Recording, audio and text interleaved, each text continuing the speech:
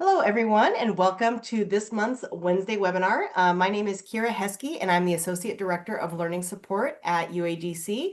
And we're very excited that you're joining us today for our Wednesday webinar, where we take a closer look at one of our many great databases in our library. And this is really an opportunity for you to explore resources that can support your teaching or your research and your learning goals more effectively. So today we are going to be spotlighting APA Psych collection, which we're really excited about. That's available through our EBSCO collection in the library. It is produced by the American Psychology Association, and this collection includes psych info, psych articles, and psych books, and it spans a full spectrum of psychology and related fields. It's really multidisciplinary, and Patty's going to get into that a little bit. We are especially grateful to have Patty oh my gosh, I even practice ahead of time. Avalanet. I practiced like 12 times and I still screwed it up. Sorry. She's from the American Psychological Association. She's a trainer, customer engagement specialist, and with EBSCO, and specifically for this collection, she is a specialist. And she's going to give us a more in-depth look at the collection and its features. So before I hand it over to her, though, I'm going to take a tour of our library to show you how to access a Psych collection in our library. So if you want to follow along, you can follow me, and then we're going to take a look at getting into the Psych collection. Then I'll hand it over to Patty. So let me go ahead and do that. Get out of this, maybe. Let's see here. And of course, I don't have it up anymore. You guys miss Karen yet? I sure do. Okay, we're gonna get going here. Maybe this will load. Maybe not. Maybe it won't.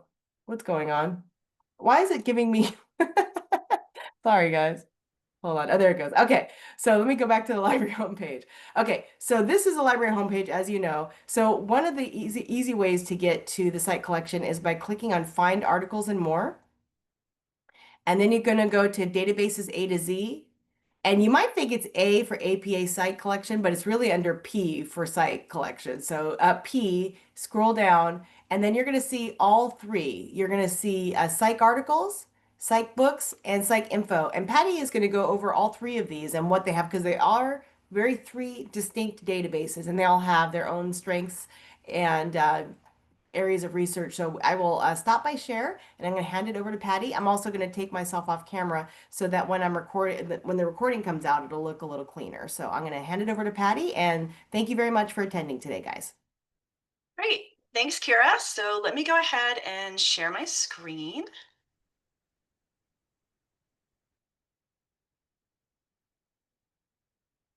On one second.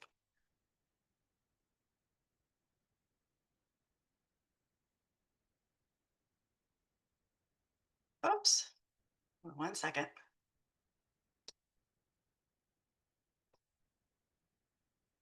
Great. Are you seeing my screen? We are. Okay, great. Just want to make sure. I had a little bit of a technical thing on the back end here. Okay, so so my name is Patty Avalanet, and as Kira said, I'm a training and support specialist for APA's research databases. So I've been with APA forever, and I've been on the customer engagement team for about 15 years, working with our databases and helping customers and institutions get the most out of our databases. So I'm really happy to be able to join you today to give you an overview and also share some tips and best practices for using Psych info, Psych articles, and Psych books on EBSCO host. So today's session, we'll just do a quick brief overview of each of the databases. So Psych info is our abstracting and indexing database, and then APA Psych articles and APA Psych books are our full text databases. So we're going to talk about how we recommend that you begin your search with the APA thesaurus to find our index terms. That's a great place to start. And then we're going to look at the database fields that you can use for a more effective search. So there's a list of all the searchable fields in Psych info, and I'm going to talk about how you get to those. It's not necessarily how you think, so it's pretty easy, but it's just something you have to pay attention to. And then we'll take a quick look at the different APA indexing vocabularies, and so you'll get an idea of what they are and then when to use those for your most effective search.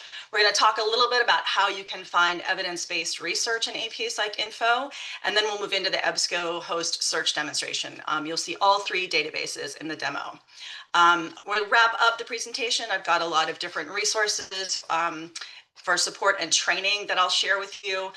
It's basically a bunch of slides. We're going to share the slides after the presentation, so you'll have everything that you're seeing on my slides today, including all of the links.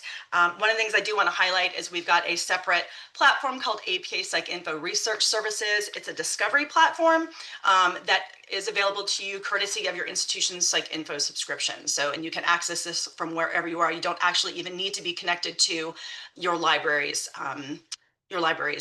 connection to Psych to EBSCO. Then we'll kind of close with a couple of key takeaways, and there's going to be plenty of time at the end for your questions. Okay, so first up is AP Psych Info. This is the only comprehensive and expertly curated index of peer-reviewed scholarship in the behavioral sciences, and it includes interdisciplinary and global subject coverage for more than 2,350 journals. So as an abstracting and indexing database, APA Psych Info does not include PDFs or HTML full text as part of the record, but your APA Psych article subscription provides about 4% of APA Psych Info access to full text. And then there's an additional 6% of APA Psych Info records that have full text through open access. And then, of course, if your institution provides full text access through other publishers like Elsevier or Sage or anything like that, the DOI in the record will lead you to the full text on the publisher's website. So Psych Info is primarily journal articles. There's more than 70% of the content comes from our journal articles, but there's also book chapters, including APA Psych books, as well as dissertations and much more. About 75% of the records have been published since 1990 or later, although the oldest items do date back quite a bit. They go back to 1597. And then the database also includes metadata for 170 million references that are already in APA style for you. So I love this little circular diagram, little pie diagram on the right. It just kind of gives you an idea that APA Psych Info is inherently interdisciplinary. So there's lots of different disciplines and subfields of psychology, but then outside of psychology. So business, law, medicine, a lot of different things. Anything where behavior is relevant, this content will be indexed in Psych Info, and this will be a great resource for you.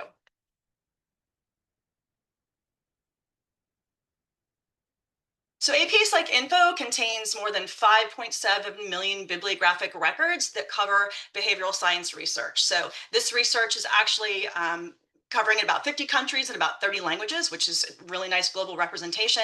And the database is updated twice weekly. So in addition to the author's abstract and many searchable fields, the APA Psych Info database records also include cited references when they're available. And this is a feature that's not often found in other abstracting and indexing databases. So in addition to looking backward to view previous research with the cited references list, there are cited by references in Psych Info, and these are what allow the user to move both forward on the research timeline as well as backward. And then when you move forward, you get to see who else has since cited the resource since it was published. And this allows you to quickly discover related research. So I do have to kind of put in a caveat here. We know that EBSCO has actually removed the display of references temporarily. They are working on a new references tool for searching references. So you're going to hear me talk a little bit about references, but on EBSCO, you won't actually have the ability to see them for a while. We don't actually have a specific date for when they're supposed to go back. I think initially a few months back, they had said hopefully by the end of the summer. So just kind of keep an eye on that. But if you're not seeing references in the EBSCO host, that's why. It's not a mistake. It's nothing wrong with the database. It's just that EBSCO has temporarily pulled them offline while they're doing some major renovations, as it were. So AP Psych Articles is our article catalog that actually has publications from APA, right, journal articles from APA, as well as our affiliated publishers. And so the coverage for these journals goes back more than a century. So we have about 110 or so journals, and there are currently more than 245,000 journal articles in this database. And this database is also updated twice weekly. So each APA Psych article record includes the same searchable fields and details in the database record that Psych Info has.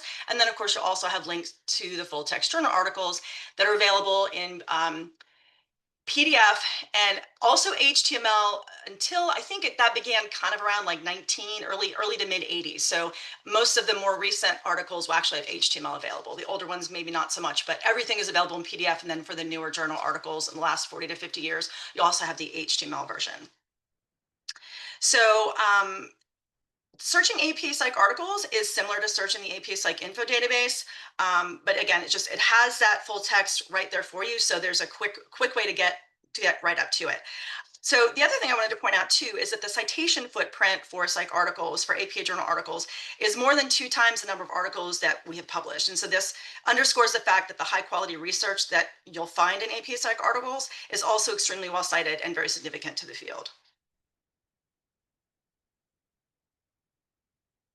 So like our database for journal articles, APA Psych Books provides students, researchers, and educators with full text in the form of more than 70,000 chapter PDFs. So we have book records, but we also have chapter PDFs. And so the search techniques that you use for APA Psych Info and APA Psych articles also apply to searching APA Psych Books. And this is a database that's indexed monthly. So those 70,000 chapter records belong to about 4,700 or 47,000, sorry, 4,700 peer-reviewed books. But the nice thing about it is that we do index at the chapter level. So it allows you to find content at that lower level rather than just the title level. So APA Psych Books has unlimited access for simultaneous users, and database content includes scholarly and professional books that are published by APA. It includes all volumes of the reference series APA Handbooks in Psychology. We'll talk about that a little bit more in detail in just a moment. And these are resources that provide depth and details about specific subfields within psychology. It also includes an extensive list of classic psychology titles that date back to the 1600s, as well as out-of-print books that were published between 1950 and 2002. It also has an exclusive electronic release of the APA Oxford University Press Encyclopedia of Psychology. I do also want to point out that APA Psych Books database does not include any APA style products. So things like the APA Publication Manual, the 7th edition that was published in 2020, any academic textbooks or any book titles that are intended for the general public, you will not find these in APA Psych Books. So these are generally books that were, they're in the scholarly literature. So I did mention the APA Handbooks in Psychology and that they are included in APA Psych Books. And so each title basically gives an overview as well as an in-depth analysis of a subfield. So each year we release about 1 to 5 new handbook titles into APA Psych Books database. And there's a link here for you. We have the full title list available on our website. And then I've kind of done a quick roundup of the subject categories that the APA handbooks fall into. And I believe we have about, I think it's 39 handbooks now. I think it's 38 or 39. So those are great titles to give you more of an in-depth look at a specific field. Like we've got research methods, and then there's also just different topics within psychology. So I mentioned in the training overview, we were talking about beginning your search with the APA thesaurus. And so that's definitely the best place to start. This key resource contains more than 10,000 terms used to categorize and describe the content of APA databases. So known as APA index terms, this is what we do the indexing of the content. They're also labeled subject terms or subject headings on the EBSCO host platform. So you're going to hear me talk during today's presentation about index terms, but that's also subject terms or subject headings on EBSCO. So that's what you're going to see in the UI that you use. So each APA thesaurus entry includes a definition of the research concept and how the term is applied. It also includes any broader or narrower terms in the hierarchy, plus any related index terms. And you'll also have any common synonyms that the taxonomy uses to direct the researcher to the correct APA index term. So maybe you're still wondering, okay, but searching without the APA index terms has been working just fine. Why would I want to start now? And so the answer is that searching with index terms can save you time and effort while giving you better results. So the purpose of the APA thesaurus is to provide a controlled vocabulary for organizing research concepts that are often expressed in a variety of ways. And it does this through the identification of term hierarchies and synonyms, as well as the integration of historical terminology changes. So the resulting taxonomy does a couple different things for you, a couple different benefits, right? It enables more precise indexing and retrieval of content. It enhances search accuracy and comprehensiveness. And it also facilitates the discovery of information and learning. One other benefit it has is it will eliminate variation of results due to differential spellings. You're not having to search for different forms of a spelling of a word. The thesaurus in that concept will actually include that for you. So in other words, it helps you make the best use of your time by making your search much more efficient. So consider, for example, generative AI and COVID-19. These are two recently added APA index terms for which you could easily imagine the many ways of describing related research concepts and keywords that authors might use. These are terms that developed primarily over the last several years and which continue to evolve. So as we update the thesaurus, these terms continue to evolve, and the hierarchies get refined, and terms get deleted when necessary, and new ones get added. So the APA thesaurus is actually updated 2 to 3 times every year. The most recent one was in March 2025. February or March is usually our winter update. And that update brought us to a total of 10,821 terms. So more than 7,600 of these terms are called postable terms, and that's because they're used for tagging and categorization of content. There are also more than 3,100 non-postable terms, and these are actually synonyms that will direct you to the best APA index term to use in your search. So we're going to talk a little bit more in the demonstration. You're going to see how to search the APA thesaurus. And the idea is that you might search for a term that actually isn't an official APA index term, but it will often be in the thesaurus, and it will direct you to the correct term to actually use in your search. So here's just a couple of examples. These groupings show many variations and common terms used for searching a single concept. But the APA thesaurus maps each grouping to a single corresponding index term. And this means that you can search a single index term and feel confident that you'll find all the relevant results. You don't need to worry about whether you missed any important variations in author keywords or historical changes in terminology over time, because our indexing experts have done all the work for you. If you're wondering about when you should use APA thesaurus terms, my best answer is whenever you're searching an APA database. So this sample record shows the differences between the subject terms that come from the APA thesaurus or index terms, the author's keywords, and the PsycInfo classification code for a publication in the realm of human factors engineering that is related to resilience, cognition, and machine learning in human-machine space teams. So using the APA thesaurus on EBSCOhost, there's a couple of different ways that you can do this and a couple of different ways to access it. So you can actually search the subjects tool, which we're going to see, and that's basically searching the thesaurus directly, and you can find the best terms to use. From this tool, it will actually add your terms for you, or you can choose to add them to the advanced search form, and it will do that using the DE subjects exact search. And so this is a search of the subject headings and the author keywords, and it does an exact string match.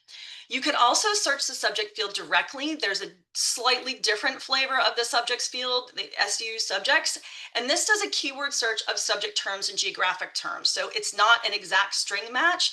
It's a little more broad. There's typically, in my experience, you'll get more results with the SU subjects terms than you would an exact search. But you can obviously play with that and see which one works best for you.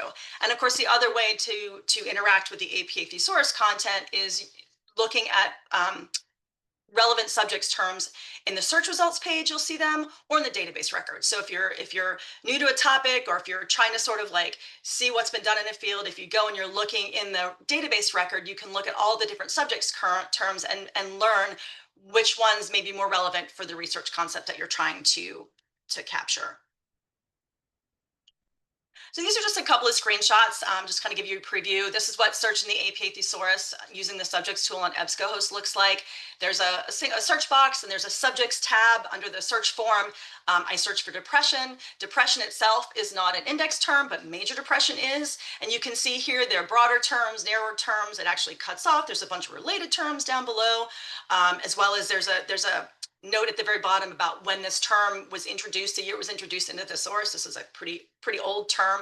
And I went ahead and checked the checkbox for major depression, and then I'm going to add it to my search. And so this sort of piece in the middle where it says search articles, books, journals, and more shows it adds it to my search form, the advanced search form with the DE term. So it's looking for the exact search for major depression. And you can see here too, I included the results. There's a lot of results in there for major depression, over 168,000.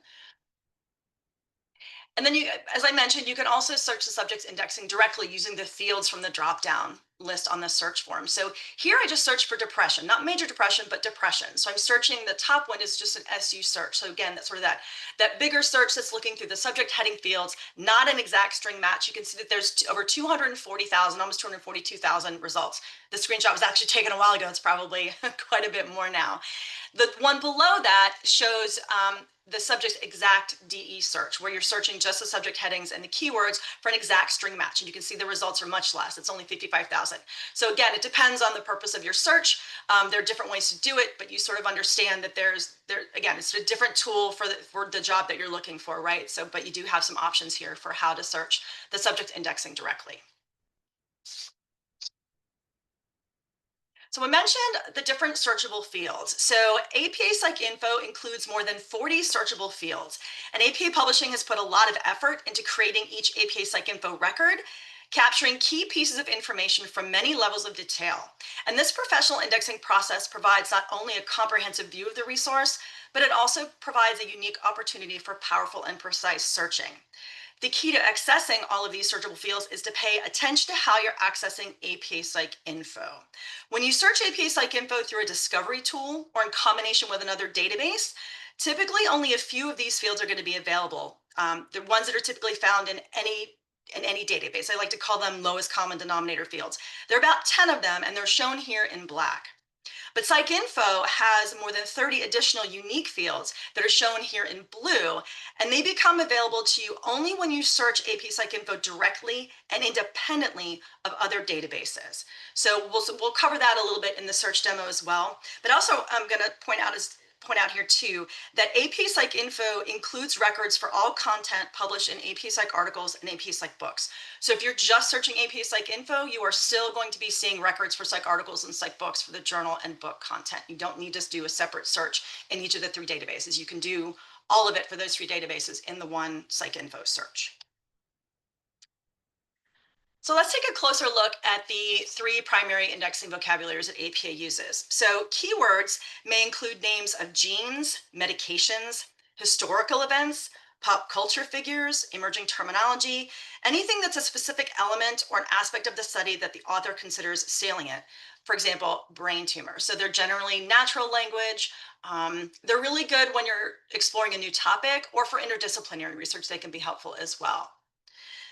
Index terms from the APA thesaurus are typically more general than author keywords, and they capture the primary concepts of the research, like brain neoplasms. So as I mentioned, they're the subject terms on EBSCO. That's what you're looking for.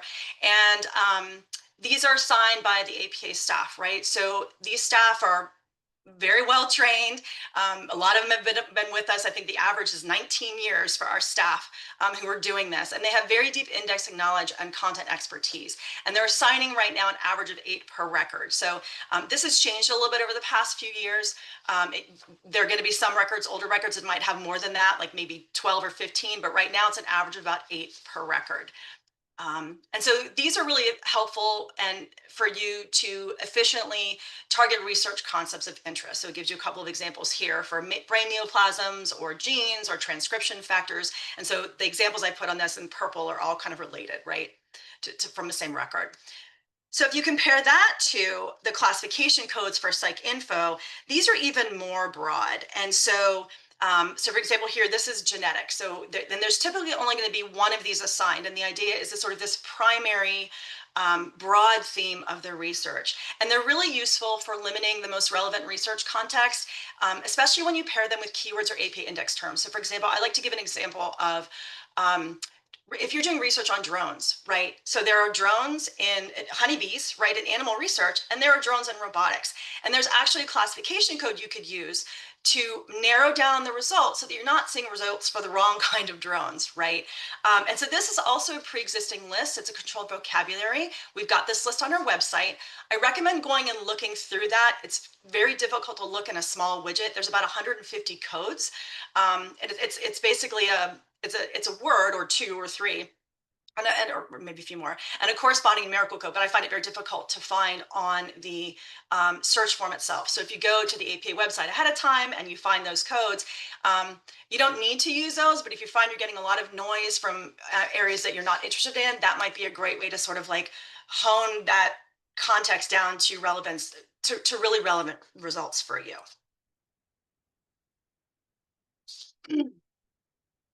Excuse me. So I want to talk a little bit about different ways that different things that you can do to find evidence-based research in psych info. So the first thing I recommend is using the methodology limiter, and that's going to help you narrow the document type. I've included a few here. There may be others you're interested in. Clinical trials, systematic review, meta-analysis, meta-syntheses, and mega-analysis. When I did a search for that, there are more than 130,000 records with one of those methodologies. This has nothing to do with topics. So there's 130,000 of those. And then from there, if you want, you can actually sort of do a specific search to save that separately and then combine, which I'm going to show you how to do that in a minute. But that's just the first thing I recommend for finding those kinds of studies. You can also use the peer-reviewed limiter, and this will allow you to quickly exclude dissertations and books and allow you to target the peer-reviewed journal articles. You can also source the controlled vocabulary from the APA thesaurus, like we talked about. There are terms like evidence-based practice and treatment effectiveness evaluation that might be helpful to you. And then I recommend combining relevant APA index terms with other search strategies, like searching for perhaps unique keywords in the abstract field, or specific concepts or other research elements that aren't covered by the APA thesaurus. Like you might look for something like evidence-based or RCT or intervention effectiveness. There are lots of different terms, but if you're combining that with the controlled APA vocabulary, you're more likely to get a much more targeted set of results in a much shorter period of time. I do also want to point out too, we have a list of field values, well, for anything that has field values on our website, but I'm going to specifically talk about the methodology field here. And so in APA Psych Info, the clinical trial value is actually equivalent to randomized clinical trial. So you don't need to search for that separately. And if you're curious at all about the methodology, I definitely encourage you to go look at those field values to make sure that you understand sort of what you're searching for when you're using them.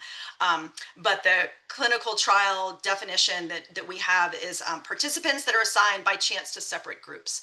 So that just kind of gives you an idea of what that is. And if you need more information, we do have that on our website. Okay, and that brings us to our search demonstration. Are there any questions about what I've covered before we head into the search demo?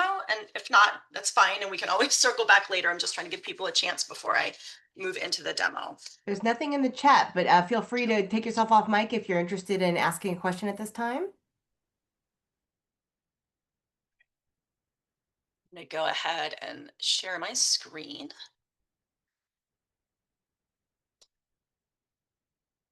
Okay, so Kira, I'm going to try to log in the way you guys have logged in. I'm hoping my login still works here. Okay, great. We're going to do my best. I got to try to move this Zoom thing out of the way. Give me 1 second. Try to get my search bar out of the way. Okay.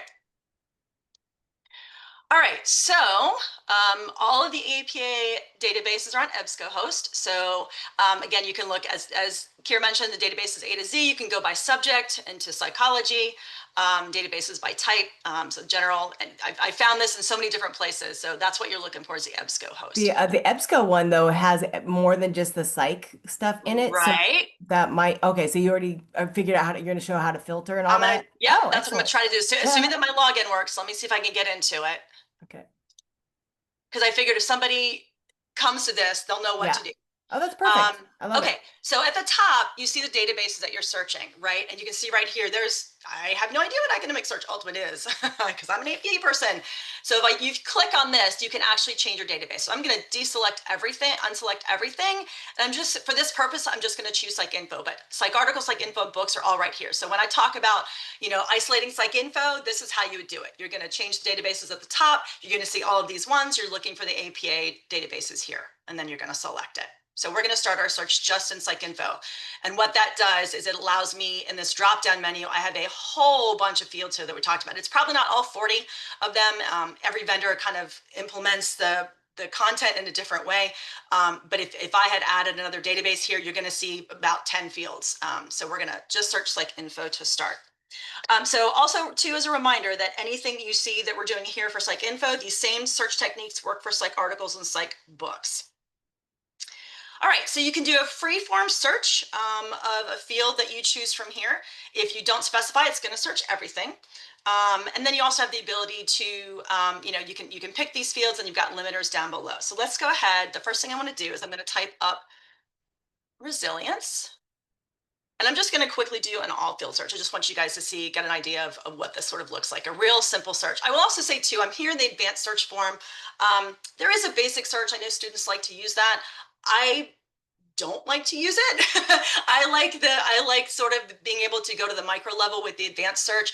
I would say the one time that I would recommend using, obviously, the single search box, like this box up here for the basic search, is if you're doing a command line search. That's beyond my level of expertise. I know people that do it, but it's basically using text codes for the fields, and you're getting very specific. And if you put in one character that's wrong, it could totally mess up your search. So that's why I recommend using the advanced search, even though it seems like it's big and scary because it's advanced. Even students that are brand new to Psych Info, we recommend going into the advanced search field and just starting from here and learning.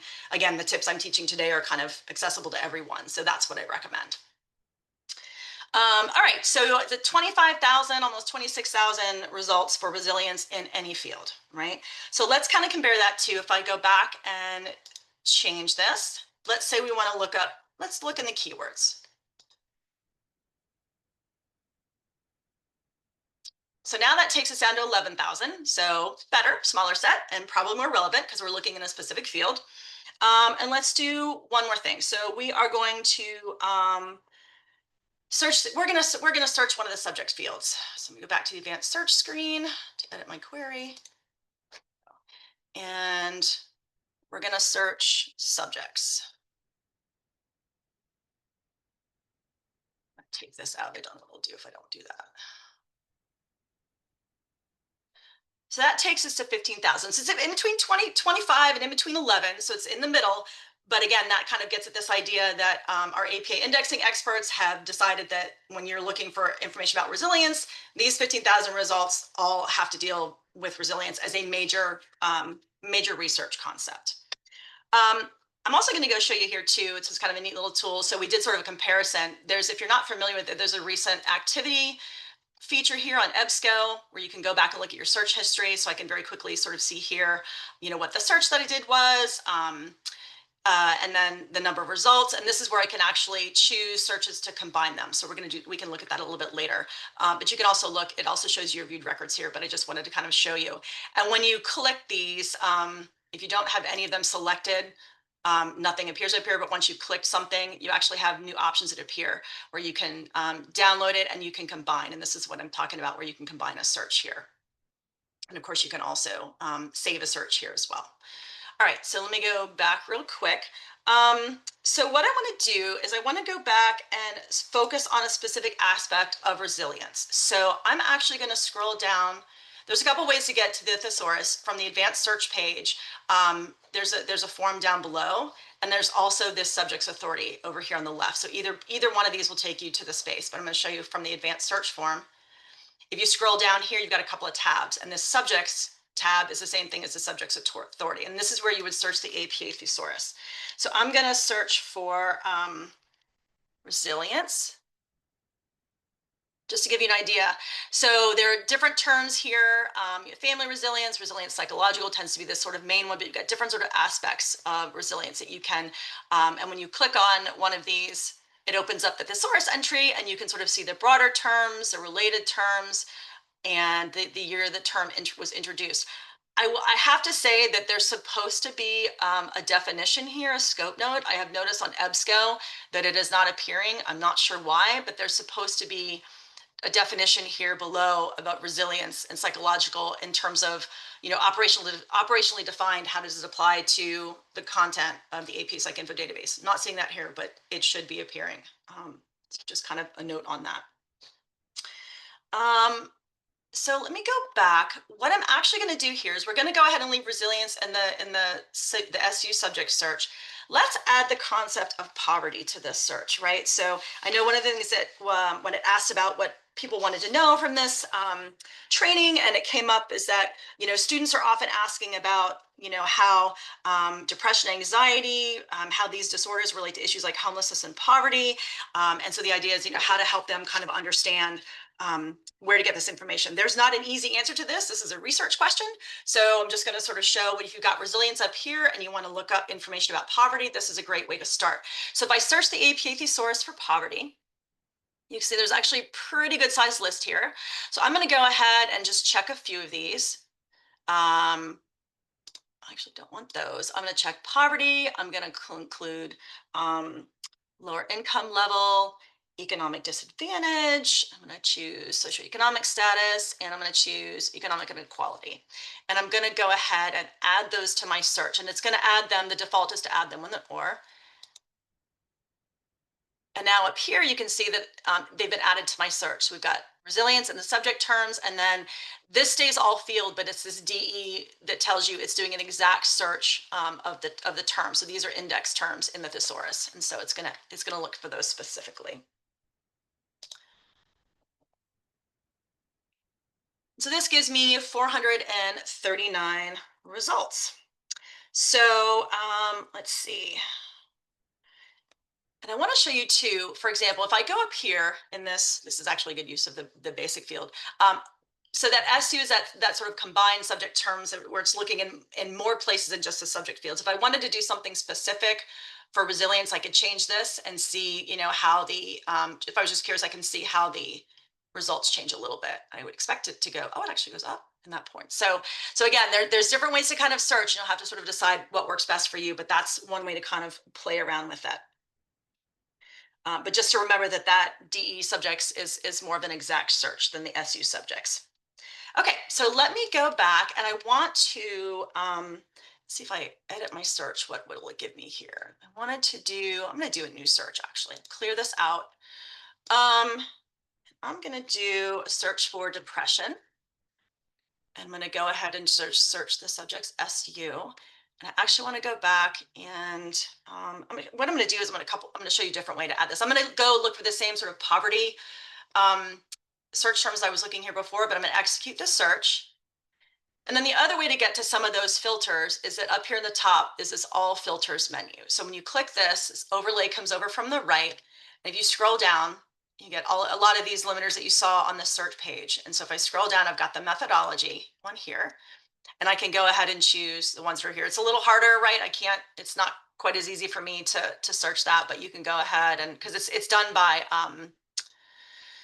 alphabetically here. So I'd have to kind of look and find, for example, what's here. Let's see. If you're looking for, and again, the empirical study, this is the one we always show in our main trainings. You can click that. It's obviously kind of a big one. I'm not going to include that here because I know that mostly systematic reviews and clinical case studies are going to be sort of a subset of empirical. But this would be how you would go ahead and then add these filters to your results as opposed to setting them at the top. So I scroll back up, it shows me what I've selected, and I'm going to go ahead and apply it. And that's going to change my results set here. So I'm down to 6,400 results. So if you go back, I want to go back to the advanced search form so you can sort of see what those fields and limiters look like down here under this filters tab. So we've got full text is checked. Not sure why that's checked by default. Doesn't necessarily need to be. What I do want to point out here too is you see open access. I would not click full text and open access together. The way that the EBSCO interface works, as I understand it, it combines them with an and, which I think it shouldn't, but it does. And so what that means is you're only going to get results for the link full text that is also open access. So this is going to severely limit what you see. So if you're trying to find open access as well as the full text, then I would recommend running those searches separately and then combining them like I showed you in the recent activity so that you'll get, this topic search with full text or the same topic search with open access. And then you get all of the results because right here, you're not going to get what you expect. But if you scroll down, you're going to see more pick lists. One thing I want to point out, if anybody's looking for anything like data sets, we've got that under supplemental materials. So if you're looking for research and you want to see data sets or anything else that's in here, that's a nice little field to know about. You can choose your source as a free text field, so you'll be real careful about not to make any spelling errors. You can limit by publication year, and then if you choose custom range, you can actually choose a month. Test and measures field is actually really nice. You can actually do a keyword search, like if you wanted to search for stress or minority stress, it'll pull up psych info records that actually in the test and measures field, in the research, it actually specifically, it's going to be the name of a test, right? That's going to have the word stress or minority stress in it related to it. And that's a really helpful way to find testing instruments. Using Psych Info. If you want to just see online first postings, you can do that here. Publication type, age groups, this is a great filter, and you can multi-select these, right? So any of these you can shift or control. I forget what it is on a Mac, but you can do it on a Mac too. So you can basically multi-select and do multiple age groups. Let's see. And then also I wanted to show you too, let's see. So there's your methodology we saw earlier. And then the classification. This is what I mentioned earlier. It's kind of a small widget. This is going to be a little more limited because we're in a result set already. But if you're doing a search at the outset, oh no, I guess actually it's the whole thing. I find this very difficult to look through. But if you know what you're looking for and it's at the top, go for it. Okay, so let me go back and let's see, we've got linked full text. So what I want to show you is, I think there's still kind of a lot of results here, but I want to sort of get into record.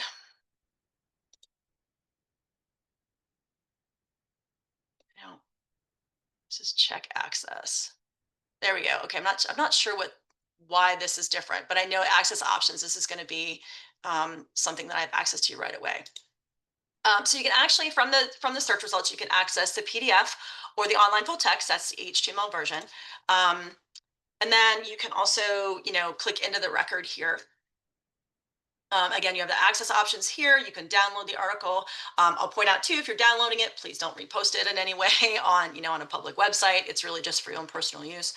But if you scroll down, you can see here all of the metadata in the record. So you can abstract, keywords, impact statements when they're available are also here. Mesh headings are also included. So if anybody is doing research for PubMed, there's a PubMed ID as well as mesh headings here. So that kind of allows you to go back and forth between those two databases pretty easily. I'm trying to think, this does actually have, there's the PubMed ID down here. This one doesn't have tests and measures, but if there's data in the tests and measures field, if there are tests that were used, that'll also appear in this record. So if I go and let me show you what the difference is. So we'll do the online full text first. So that kind of gives you the HTML version, which is kind of nice. So, and you've got, obviously the links and stuff that are there. I really like this because you can actually directly get to other things that are indexed in PsycInfo. It'll take you directly to those records. And then of course you've got the PDF.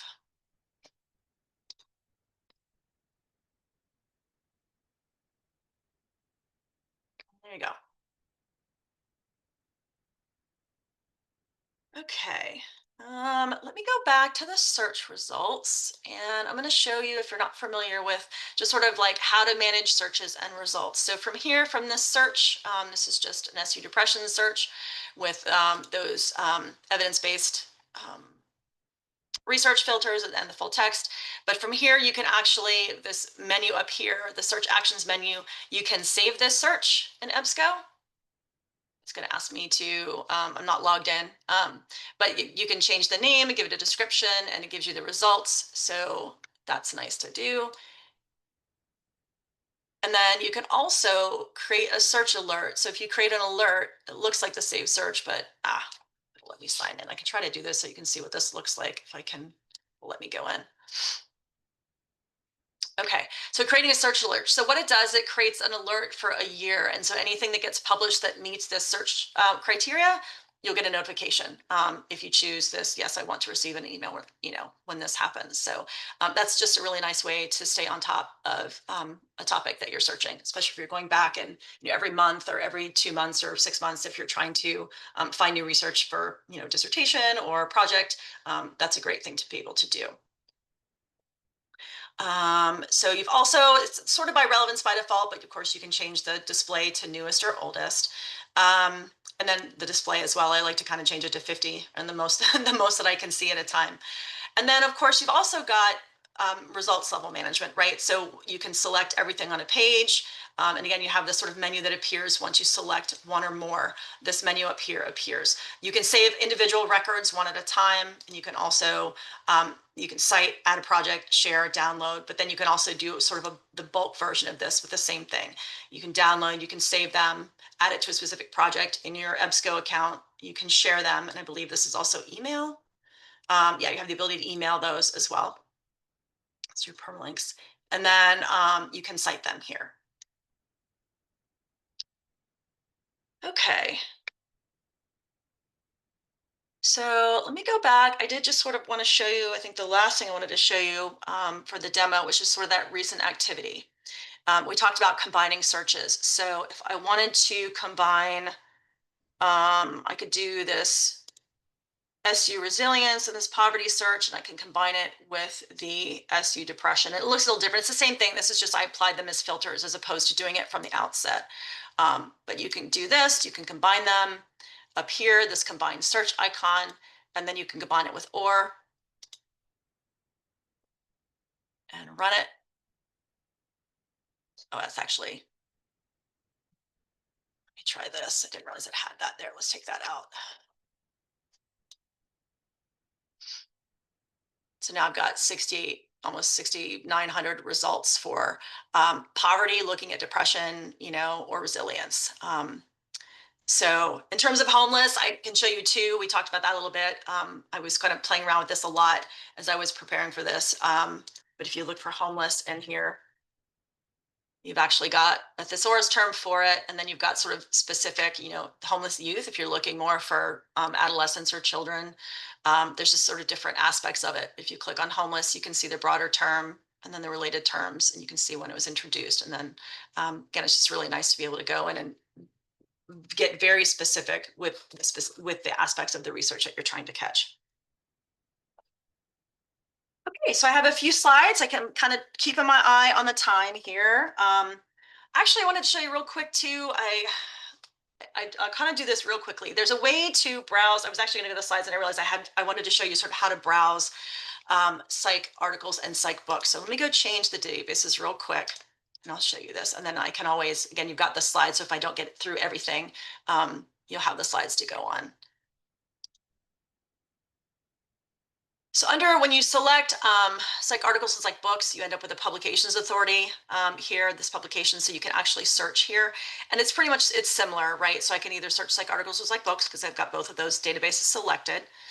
And so maybe I want to search for family.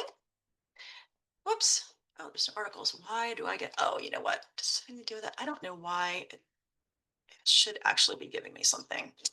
So earlier I did this and there we go. Oh, I see what I was doing. Okay, so I'm searching, my bad. So subject and description. This is a little new. I'm more used to PsycNet, APA PsycNet, and EBSCO's changed their interface, so I'm still kind of learning it a little bit. So what I did was I basically searched psych articles for family, and I'm looking in the subject and description for the journal titles. So what I get here, there are two journals specifically that are dealing with families, right? So if you click on this, it takes you to the journal. You have the ability to sort of browse by issues and articles, and then you can get to content that way. You also have the ability to search within the publication for content. You can also look for journals alphabetically. Let's see, and I'm trying to remember how to, I guess I have to just go back. All right, let's try this again. Publications, alphabetical. Try to get to the alphabetical list. If you know your journal type, you can get to it. Sorry about that. Hold on one second. It took me all the way back. Little gremlins having some fun. Okay. Publications authority. There it is. Okay, so here's my alphabetical list. So if you know what you're looking for, you can also choose this alphabetical list, right? So if I'm looking for American psychologist, I can do that. I will say you just have to know the very first word that it starts with, right? But it's the same thing. You can go and sort of browse the journal that way. Similarly, you can also browse APA books. You can look alphabetically if you know the title. You can match any words, or you can sort of um, look in the search in the subject and description. So it's very similar. So you can see right here that there are 25 results. And I think these are, I don't know if these are all book titles. They might actually be chapters, but the APA handbook comes up at the top, which is kind of cool. So just kind of gives you an idea of how you can browse publications if you're sort of looking at a higher level and don't know exactly what you're searching for. Okay, so let me return to my slides. If there are any questions, let me know. Okay, so I had put together some resources for you. So a quick overview of what's new. We've got a new journal in AP Psych articles, the Journal in Pediatric Neuropsychology. So this is the official journal of the American Academy of Pediatric Neuropsychology. So that's kind of exciting for us. I did mention that the thesaurus is updated regularly, and so the last one was winter 2025. This gives a little bit of an overview of what we added to the thesaurus then. The next update is planned for November, and it's a different kind of an update from what I just learned from a colleague. So it's actually going to be reviewing and updating more than 1,000 terms from 1982, 85, and 88. And then there's also going to be newly released terms in a lot of different areas like positive psychology and neuropsychology and environment. And I think they're also looking at revising term hierarchies as well. So it's going to be a little bit different. Every APA thesaurus update includes back mapping, and that means that anything that older terms that get mapped to the new term. So if you're searching for an older term, you're going to get to the new term and you're still going to find all of the research, which is really great. You don't have to keep up with all of the terminology changes. I'll also point out that while this isn't exactly new, we have a semester special topic training webinar. It was sort of from spring 2025. It was a great topic. My colleague actually delivered this, and it was using AP Psych Info to expand on a Chat GPT search. So she shows how she started to search in Chat GPT and then basically took the information there and then went into Psych Info to find more information and more relevant. She kind of shows the pitfalls of Chat GPT, but she also shows how it was a good start. There's also, she does a new one of these semester special topics every fall and spring. So the new topic has not been announced, but it will be happening probably in September and October. We've got new books coming out all the time. There's a list of recently released handbooks. The most recent one was back in May, Pediatric Psychology, Development of Behavioral Pediatrics and Developmental Science. We also had one last fall in Handbook of Health Psychology. And then the APA Books collection, they generally come out in the fall. That is actually also included in Psych Books. So you can get a title list by year. That way, if you're curious to see what was added, that'll give you that. I have to give a shout out to Imagination Press. This is an affiliated line that AP has. They're books that are written for children ages 0 to 17. They are amazing. If you have children in your life, or you know people that have children in their life, or that are teachers or counselors, these are fantastic books. I have a personal library of my own for my own family, and I love them. They're just really, really well done. And then all of our APA Books teams, they often do author webinars. So we've got webinars that are coming up, and then we've got recordings that are available as well.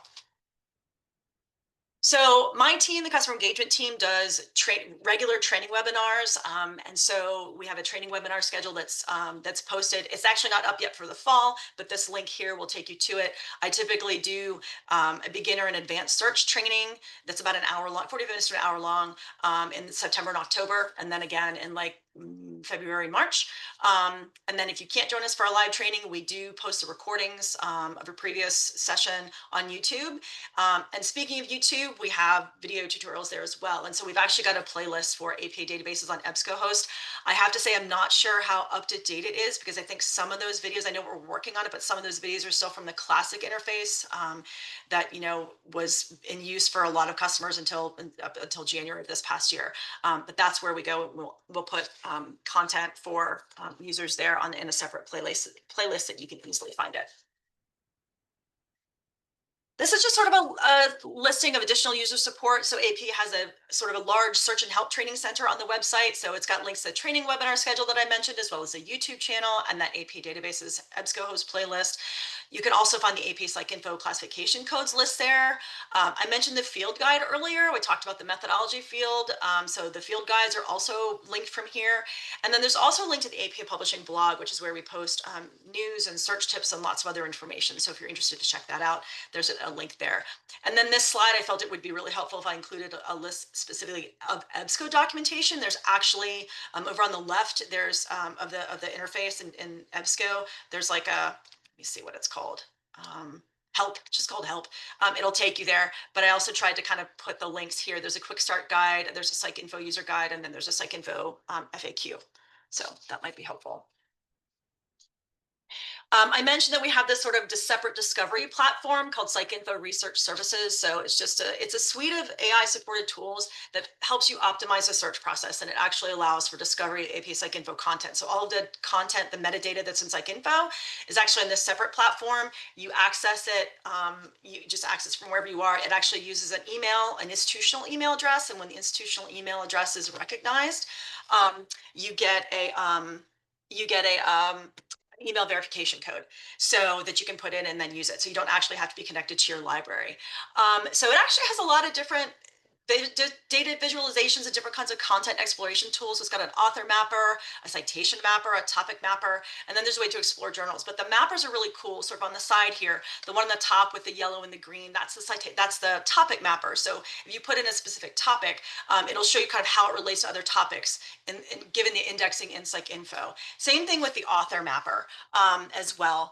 So the thing on the bottom has the little nodes, and it'll show groupings, you know, sort of like related research and authors. And so it's just a way to kind of interact with the content in a different way. So we have a link to a features overview if you want to take a look. There's also, so that's on our blog. And then there's also a video tour that my colleague did that's about 45 minutes if you want to take a little bit more of a deeper dive.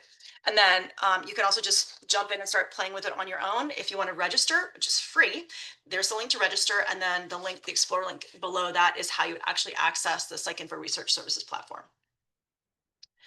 So this is just a link to AP Style information. Our AP Style team maintains a thorough and useful website as an authoritative resource for all things APA Style. And they also have a blog as well as a monthly email newsletter that has expert tips and insights. And they also offer a lot of free webinars. So I encourage you to check this out if you have any needs for APA Style. Most psychology students and students in a lot of other programs actually do. So this is a great place to start and get a lot of information. There's a lot of information about APA journals, like research highlights in our journals. We have a journal spotlight as well as an editor's choice. These are newsletters. So those are listed on the highlights in psychological research page. And then there's also, we have a listing of special issues of APA journals. So if you're looking for something very specific, I encourage you to check that as well. So APA's mission as a nonprofit organization is the advancement and application of psychological science and knowledge to improve people's lives and benefit society. So APA's publishing enterprise funds this organizational mission in large part, and we really want everyone to be aware of hotlines and other key resources that are available to help people in crisis. So I encourage you to post this information and share it with anyone who might need it, anywhere they might see it, in a LIP guide, a psychology content page, on a course page, in conjunction with any mental health resources that you might have at your school. Please share this information far and wide. And I'll also share here too, you can see from the links that a lot of these URLs go to APA's psychology topics site, and that's a really great resource that covers about 90 different topics. So I can see we're at 2 o'clock. Thanks for hanging in there with me. Just kind of briefly cover sort of the 5 key takeaways from today about how to search AP databases. So I recommend searching with the subjects tool to find that best APA thesaurus term or several terms, and then combine those subjects terms with things like keywords and classification if that makes sense for your research. Definitely go ahead and specify the methodology to target evidence-based research, and then make use of all of those filters available to narrow those search results. And then finally, I highly recommend if you're doing these larger searches, not quite sure what you're going to get, I recommend doing smaller searches and making sure they're successful and they're getting the results that you want. And then that way you can use that recent activities tool to combine those searches into a bigger search. And you're more likely to not only get the results that you want, but B, if you have to troubleshoot and something doesn't work well, you know which of the smaller searches worked. And so at that point, you know it has something to do with the combination. So that's just like one of the sort of an easy but super helpful tip that I have. And finally, if you have questions, obviously go to your librarians. They're amazing. But if you have specific questions for us about the database, we can help. This is a link. It goes to our Learning Commons, which is a self-help site. Obviously, you can imagine we have a lot of stuff about PsycNet, which is our own platform for AP databases, but we do also post information there that actually is about the databases in general and can help people that are also on vendor platforms. So that link will take you to our Learning Commons, and then there's a form on there that you can fill out. It doesn't go into the ether. It actually goes to me and a colleague and another team of people that triage this. We generally answer questions within 1 to 2 business days, sometimes faster. So we are here to help you if you need it. And if you have any questions, I'm happy to hang out as long as I need to answer those questions. But I really thank you for your time today, and thank you, Kira and Karen, for inviting me. Well, thank you, Patty. My goodness, you have given us so much wonderful resources and information. And this deck, like you mentioned, has so many helpful links. So we will make sure to share this out with all attendees and anyone who registered so that we'll all have access to that. But wow, what a action-packed and a very thorough presentation today. We really appreciate everything that you shared today. You opened my eyes to a lot of features that I didn't even realize were available. So that was really helpful to me as well. So any questions? I know there's still some folks in here. I know we're at time or a little over. Any questions that we can answer? Okay, well, thank you for your time again, Patty, and join us again next month for our next Wednesday webinar. Same time, same place, third Wednesday of the month, and we will look forward to seeing you then. And thank you again so much, Patty. This was great. Oh yeah, thanks. Thanks so much. I appreciate it, Kira. Thank You you, guys have a everyone. great day. Thank Take you. care. Bye, Bye-bye. everyone.